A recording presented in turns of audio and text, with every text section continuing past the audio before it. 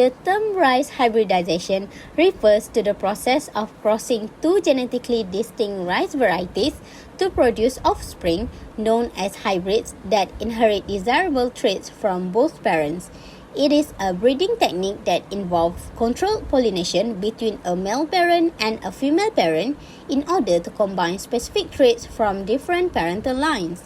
Rice hybridization aims to develop improved rice varieties with enhanced characteristics such as higher yield potential, disease resistance, stress tolerance, quality attributes, and agronomic traits.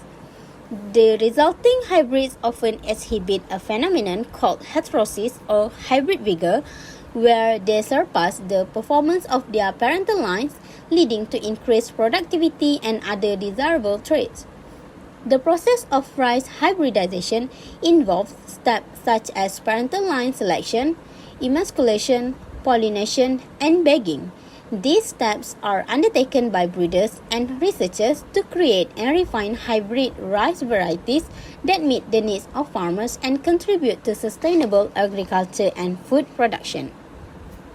The objectives of rice hybridization, also known as rice breeding or rice hybrid breeding, can vary depending on the specific goals of the breeding program.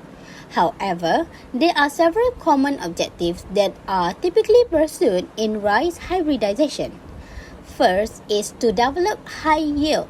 One of the primary objectives of rice hybridization is to develop hybrids that have higher yield potential compared to conventional varieties. This involves combining desirable traits from different parental lines to create hybrids that exhibit increased grain yield and overall productivity. Second is to develop pest and disease-resistant variety. Rice hybridization aims to develop hybrids that are resistant or tolerant to various diseases and pests that can significantly impact rice production. By incorporating resistant genes from different parental lines, breeders can create hybrids with enhanced resistance to diseases such as blast, bacterial blight, and sheath blight, as well as resistance to pests like stem borers and brown plant hoppers. Third is to create a biotic stress tolerance. Rice is often exposed to various environmental stresses such as drought, salinity, and submergence. Through hybridization, breeders seek to develop hybrids that can withstand and adapt to these stresses, ensuring stable yields even under unfavorable conditions. Traits such as drought tolerance, submergence tolerance, and salt tolerance are targeted in hybridization programs. Fourth is to improve quality traits. Rice hybridization also aims to improve grain quality attributes such as cooking quality, appearance, aroma, and nutritional content. By combining parental lines with desirable quality traits, breeders can develop hybrids that meet consumers' preferences and market demands. And the last one is to improve agronomic traits. Hybridization can also target improvements in agronomic traits such as plant height, tillering capacity, plant architecture, and maturity duration. These traits can contribute to easier management, increased planting density, and better adaptability to different agroecological regions. By pursuing this objective, rice hybridization aims to develop high-yielding, disease-resistant, stress tolerance, and quality rice hybrids that can contribute to increased food production, enhance farmer profitability, and food security. Before we do the rice hybridization, we must to know the floral anatomy of that rice. Understanding the anatomy of the rice flower is crucial in studying its reproductive biology, pollination mechanism, and the process of seed development. Firstly is pellia and lemma. The pellia and lemma are the two bracts that enclose the reproductive organ of the floret. The pellia is the inner bract, while the lemma is the outer bract.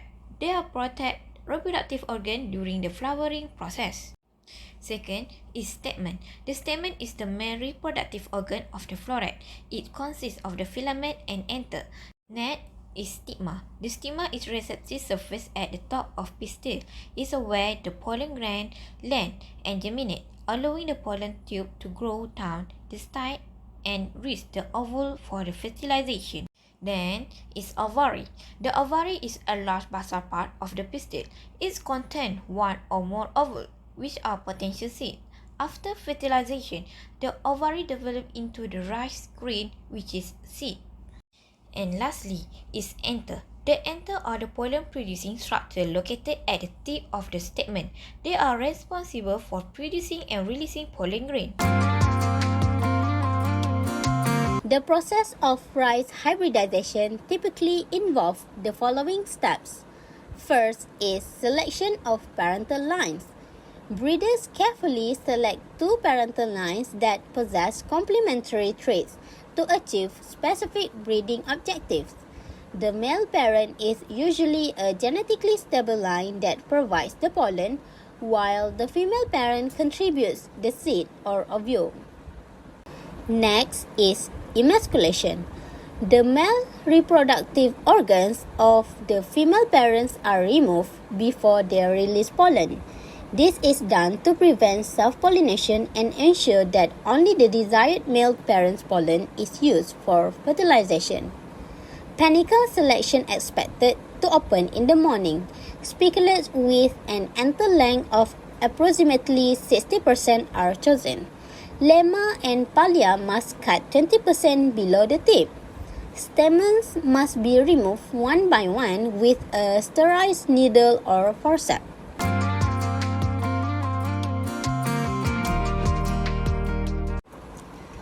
Next step is pollination. The selected male parent's pollen is applied to the stigma of the emasculated female parent, facilitating the fertilization process. This process can be done in the next morning when the stigma is receptive. Pollination also can be done manually by transferring the pollen using a brush or other tools, or through natural methods such as wind or insect.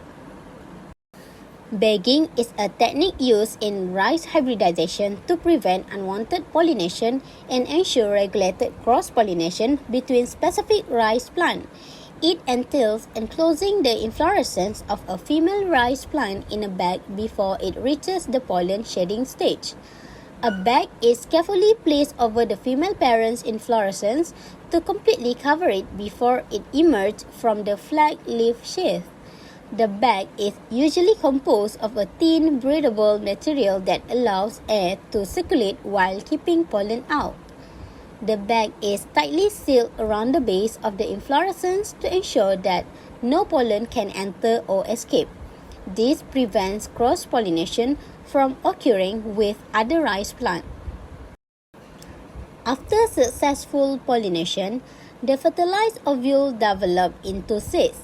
These seeds will carry genetic material from both parents and represent the hybrid offspring. The selected hybrid lines are multiplied through controlled seed production. This involves growing the hybrid plants and harvesting their seeds to produce a sufficient quantity of hybrid seeds for distribution to farmers. By utilizing hybridization techniques, breeders can develop high-yielding and resilient rice hybrids that contribute to improved food security and agricultural productivity. In conclusion, rice hybridization is important and to be valuable a push in improving the rice variety, increasing yield potential, enhancing grain quality, and developing resistance against pests and environmental stress. Continued research and development in this field will further advance the benefit and application of rice hybridization.